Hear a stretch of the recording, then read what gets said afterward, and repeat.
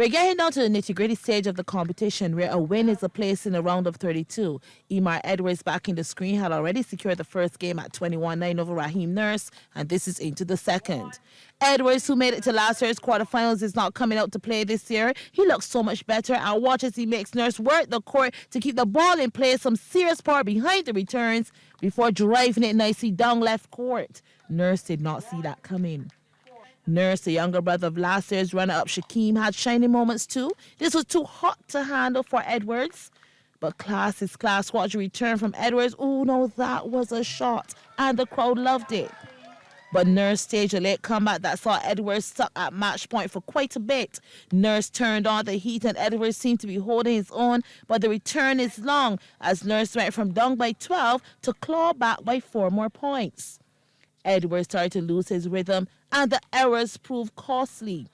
But then Edwards said enough is enough and closed it out with a signature power shot. Second game won at 21-11 and he's into the round of 32. Joining Edwards will be Antonio Yearwood facing the screen in the yellow shirt, who got the better of Marcellus Gustav in this match. Edwards took the first game at 21-14, and this is the second where he was in command from early, nicely effecting the soft drop shot to claim the point. These two had some long rallies, testament to the overall standard of play. And just when Yearwood thought he could win again on that soft return, Gustav beat him at his own game. Gustav actually gave some resistance in the latter stages, and this fault made Yearwood have to go at it again to take the win. Game and match point for a second time, and the two go at it with an easy knock-for-knock session before Gustav returns too hard and has Yearwood the game at 21-17 and the match. Kurt, Alen and Trevor Eiffel had the crowd's full attention as this was a tense one. Alen took the first game 21-17, Eiffel the second 21-15, so this is the third. And the ever-animated Alen successfully beats Eiffel to his right. But his overzealousness quite often leads to his demise on some plays. He goes into the net. Alen with the serve. Eiffel responds. But this time Eiffel will go out of court. No, Alen has not won yet, but as usual is overzealous as he takes the lead. And this was the point that took him to game and match point. Not so easy achieved though, as Eiffel was really making him work for it. Instead of going for the smashy easy returns, and Eiffel then falls into the net.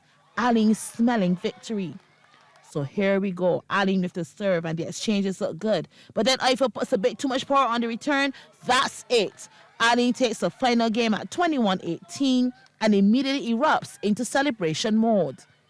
The nightcap match gave all the fireworks in the second game as Brandon Arendelle back in the screen and claiming this point took on Ezekiel Ward.